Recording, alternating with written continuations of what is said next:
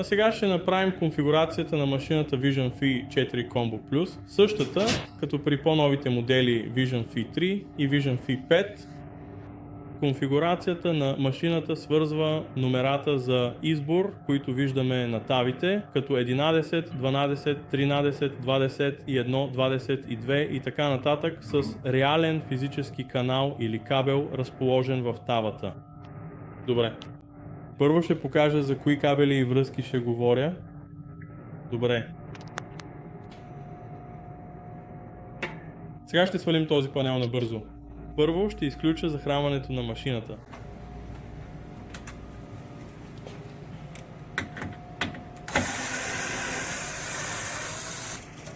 Развиваме внимателно това малко винче, като се уверяваме, че асансьорът е спуснат най-долу. След това леко повдигаме и внимателно завъртаме панела настрани, за да продължим.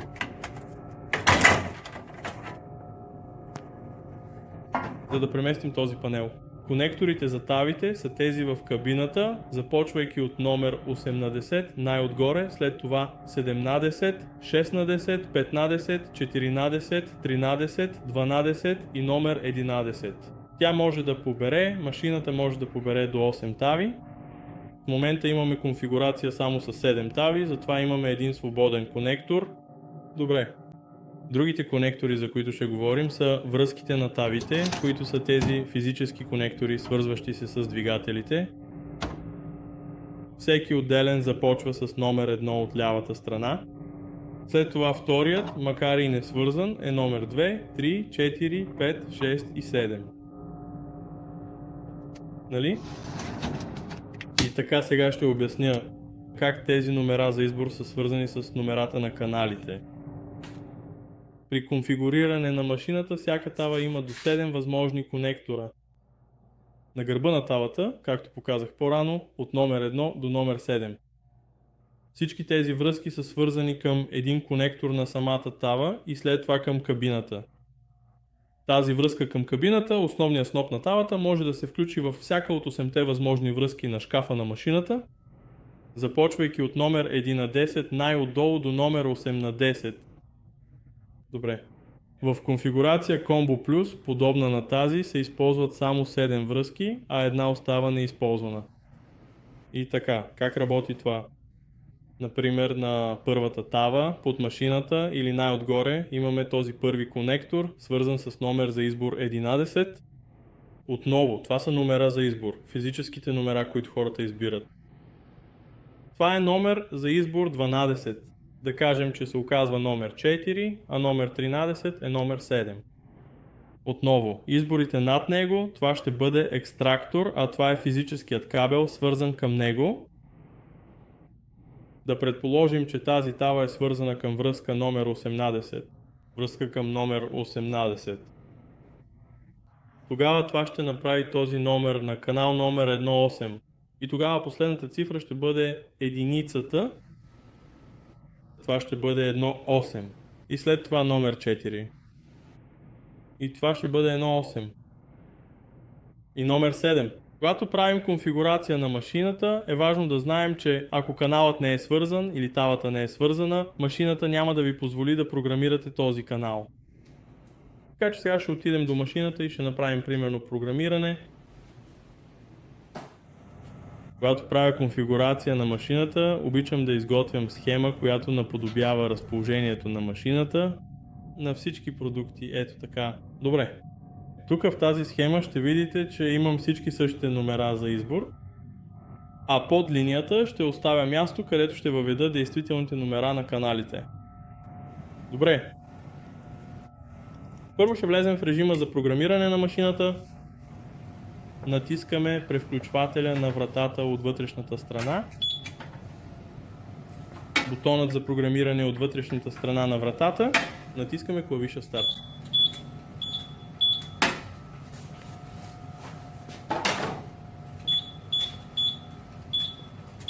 Натискаме клавиша Старт и ще потърсим конфигурация на машината.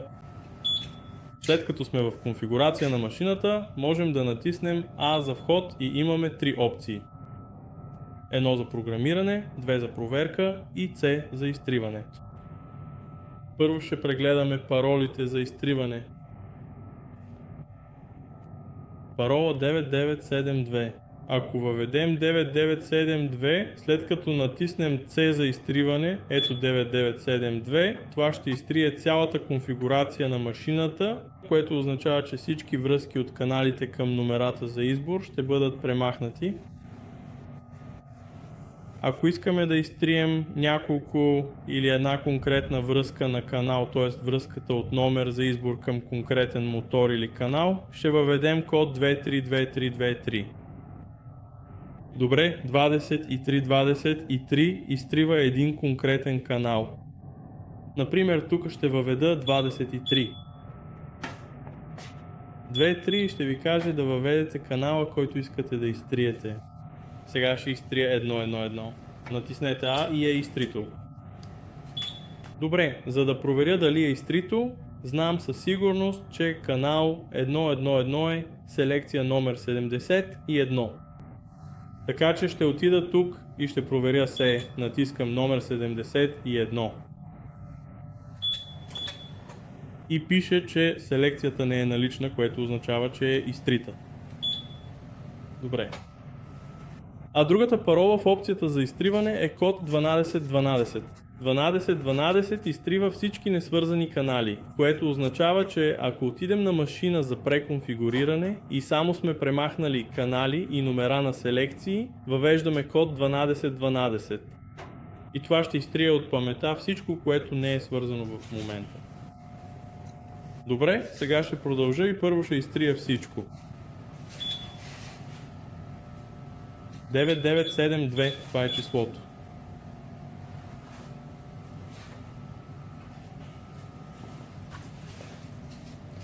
Добре, сега за програмиране, това, което ще направим е да натиснем бутон номер 1. Добре, и ще започнем с номерата на селекциите. Ще започнем от горния ляв ъгъл с селекция номер 11. Сега ще ми каже да избера канал, добре? Знаем от таблото преди това, че имаме 8 възможни връзки, започвайки от конектор номер 18 в горния ляв ъгъл на кабината, надолу до номер 11. Така че ще приемем, че това е свързано в този конектор. В случай, че тази връзка не се използва, машината няма да ви позволи да въведете номера за този канал. Така че ще започнем с номер 1.8. Добре, значи 1.8 се появи на дисплея, което означава, че тази връзка е налична. И тъй като това е първата ни тава, там е свързана и след това самия конектор или канал за тази конкретна писта. Тъй като вървим отляво надясно, първия наличен ще бъде номер 1. Така че натискаме бутон номер 1 и той се приема, така че продължаваме и го запазваме с буква А. Така че програмираме номер 11 на 181, ще продължа тук, ще продължа и тук в моята таблица ще запиша номер 181, за да не губя следа. Натискаме C за връщане назад, след което ще въведем следващия номер за избор. Номер за избор 12. И обикновено ще продължим, като изпробваме следващия наличен канал. И така, направихме 181. Все още използваме връзка 8 на 10, защото тя е за тази табла. Така че ще продължим и ще въведем 182. Двойката не влезе, което означава, че този конектор не се използва или не е свързан. Така че продължаваме и прескачаме към следващия. 183. Не, 184. 184 е свързан. Добре, значи там се появи. Ще натиснем А за запис. Ще го запишем. 184. Ще натиснем C, за да се върнем една стъпка назад и да опитаме следващия. Това ще бъде номер за избор 13. При номер за избор 13 вече използвахме 184, така че ще преминем към 185. Това не влезе, затова правим 186. 186 влезе, така че натискаме А за запис. Ще го запишем. И сме готови с първата табла. Натиснете C за връщане. Сега ще продължим и ще въведем новия си номер за избор. Следващата табла ще бъде номер за избор 21 и номерът на канала, като приемем, че използваме номер 18. Следващият отдолу ще бъде 17.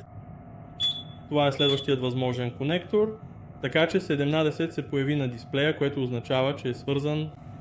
Така че ще продължим и ще въведем първия си номер. Бутон номер 1, който е канала най-вляво. Добре, значи това влезе. Ще продължим. Натискаме А за запис. Ще запишем тук 171. Натиснете С за връщане и вашият номер за избор ще бъде номер 22. Отново водя се точно по това как е конфигурирана машината ми и по таблицата, която имам. И така, вече използвах 171, затова ще опитам 172. 172 не влиза, 173 не. 174, това влиза, натиснете А, запишете го и преминете към следващото и така нататък. Ако отидем на следващ канал и да кажем номер 6 на 10, защото сме в следващата табла, не влиза, тогава продължаваме и опитваме следващата налична табла. Връзка, която ще бъде 15, точно както правим с каналите за самите табли. Добре.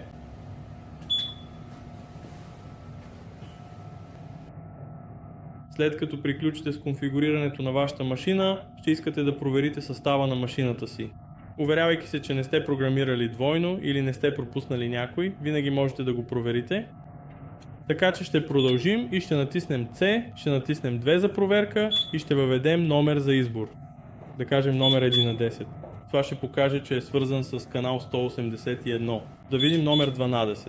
Свързан с канал 184 и така нататък. Както споменах по-рано, паролите ни за изтриване са 9972 за изтриване на цялата машина, 2323 и 1212 за изтриване на всички несвързани канали или всички канали, които вече не са свързани. В случай, че натиснете номер за избор и се появят два номера на канали, можете да продължите. И можете да въведете код 2323 и да изтриете само номера на канала, който не се използва.